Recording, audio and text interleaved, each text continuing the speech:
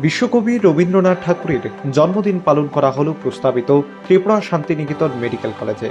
এদিন Tripura Santiniketan medical college ক্যাম্পাসে কবিগুরু রবীন্দ্রনাথ ঠাকুরের প্রতিকৃতিতে মাল্যদান করে ত্রিপুরা শান্তিনিকেতন কালচারাল একাডেমির পথ চলা শুরু হলো। সুষ্ঠু ও সুস্থ সংস্কৃতি বিকাশের লক্ষ্যে ত্রিপুরা নলেজ সিটির অংশ হিসাবে পরিপূর্ণভাবে গড়ে উঠবে এই ত্রিপুরা শান্তিনিকেতন কালচারাল একাডেমি। এই ভাবধারাকে সামনে রেখে এদিনের কর্মসূচির আয়োজন করা হয়, যেখানে সাংস্কৃতিক বিভিন্ন ধারা নিয়ে চর্চা গবেষণা করা হবে। বুধবার সকালে কবিগুরু রবীন্দ্রনাথ ঠাকুরের প্রতিকৃতিতে মালা দিয়ে শ্রদ্ধাঞ্জলি জ্ঞাপন করেন কলেজের সভাপতি ডক্টর মলয় পিট। প্রস্তাবিত মেডিকেল কলেজের অধ্যক্ষ প্রফেসর ডাক্তার দীপশ্রী ভট্টাচার্য সহ কলেজের আধিকারিক ও বিশিষ্টজনেরা।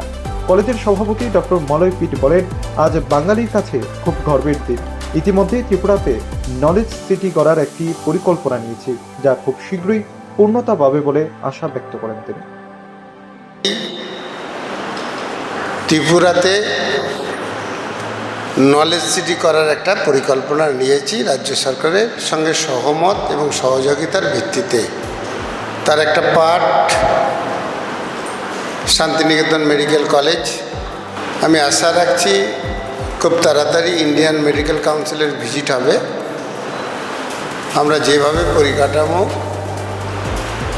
ফ্যাকাল্টি এবং রাজ্য সরকারের সহযোগিতায় সমস্ত ফেসিলিটি যেভাবে আমরা এফোর্ট করেছি, আমি নিশ্চিত 2024-এ আমাদের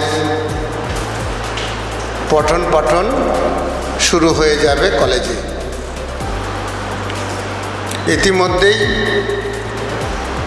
আমরা 120 বেডের হসপিটাল প্রায় কমপ্লিট করে ফেলেছি রাজ্য সরকারের সহযোগিতায়। আমি আশা রাখছি খুব তাড়াতাড়ির মধ্যে হসপিটালটি চালু করে দিতে পারবো। ব্যুরো রিপোর্ট, প্রগতি নিউজ।